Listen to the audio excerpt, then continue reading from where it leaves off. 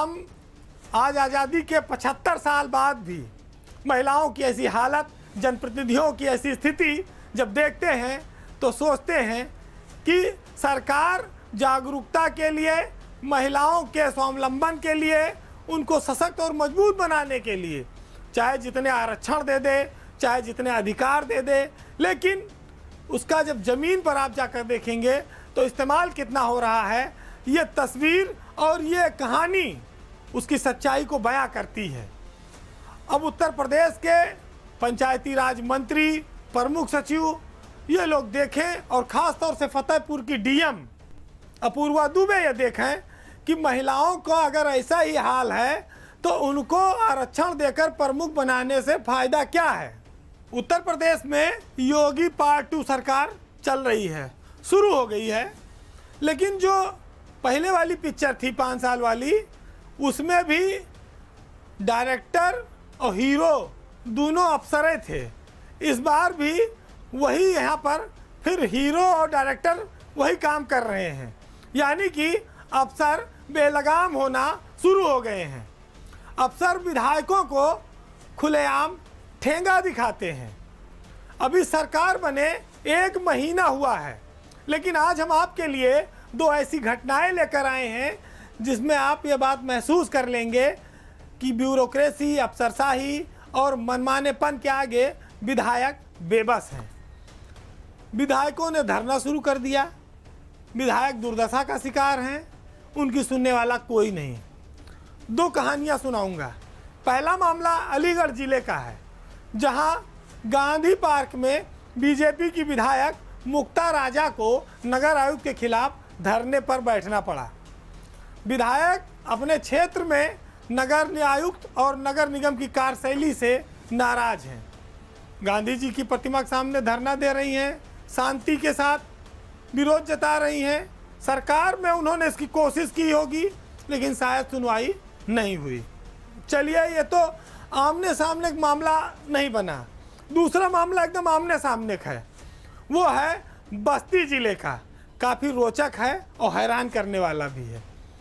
बस्ती जिले में एकमात्र विधायक बीजेपी से जीते हैं रैया से अजय सिंह। 5 विधायक में से 4 हार गई बीजेपी, लेकिन अजय सिंह की गाड़ी डीएम सौम्या अग्रवाल ने नीलामी में लगा दी है। अब आप सोचिए, डीएम विधायक की गाड़ी कैसे नीलाम करा देगी। मामला विधान परिषद चुनाव के दौरान का है। अजय सिंह विधायक जो हैं, इनके एक बड़े भाई हैं जो ब्लॉक प्रमुख हैं विक्रमजोत से, के सिंह। उनकी गाड़ी का नंबर है यूपी 32 AY 3333। जब एमएलसी का चुनाव चल रहा था तो विधायक भी अपने प्रत्याशी को जितवाने के लिए बीजेपी के रात दिन लगे थे कि भाई सुभाष यदुवंश एमएलसी बन जाए, चुनाव जीत जाए। लेकिन छावनी थाना क्षेत्र में विधायक के बड़े भाई की गाड़ी में शराब की कुछ पाउच पकड़ लिए गए, जिसके बाद पुलिस पूरी ईमानदारी और नियम कानून पर आ गई। सत्ताधारी दल के विधायक का भी उसने कोई लिहाज नहीं किया और कहा कि भाई कानून सबके लिए बराबर है।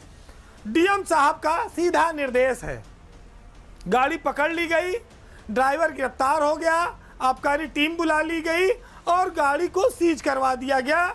जिला अधिकारी सौम्या अग्रवाल का निर्देश, विधायक छटपटाते रह गए, कोई सुनवाई नहीं हुई।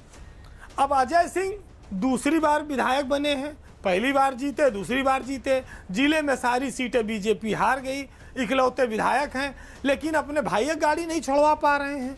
लेकिन छुड़वाना तो दूर, डीएम ने उसकी नीलामी का ऐलान करवा दिया।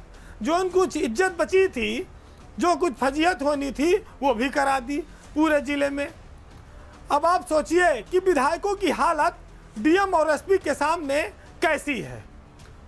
योगी सरकार बने अभी 1 महीना नहीं हुआ है, लेकिन जब जनप्रतिनिधियों की इस तरह से खुलेआम बेइज्जती होगी तो उनके साथ जो टीम लगी होती है, जो उनके साथ कार्यकर्ता हैं, जो जिले का संगठन है, वो किस मनोदशा के साथ चलेगा। बीजेपी की सरकार में वैसे एक बात ये कही जाती रही है कि अधिकारी हावी रहते हैं, वो न विधायक की सुनते हैं, न सांसद की सुनते हैं, संगठन की तो कोई पूछने वाला नहीं है। लेकिन चुनाव फिर भी जीती बीजेपी, और इन्हीं कार्यकर्ताओं और मंत्रियों विधायकों के दम पर जीती। लेकिन अब उन्हीं को अपमानित होना पड़ रहा है और अपमान का घूंट पीकर जीना पड़ रहा है। और इस घूंट को पीकर भी जो जिंदा है वही अजय सिंह जैसे विधायक हैं, जो चाह कर भी कुछ नहीं कर पा रहे हैं। कई मंत्रियों के यहाँ फरियाद की, मुख्यमंत्री कार्यालय में भी पहुँचे, लेकिन हालात जस के तस हैं। तो एक डीएम कैसे विधायक पर भारी पड़ रहा है और पार्टी का काम करना कितना अजय सिंह को भारी पड़ा, कितना नुकसान उठाना पड़ रहा है, कितना सामाजिक छवि खराब हो रही है, ये इस कहानी में आपको देखने को मिलेगा। अब सरकार देखे कि उसको अपने विधायक का सम्मान बचाना है या डीएम सौम्या अग्रवाल का अहंकार उसके लिए सबसे ज़्यादा है।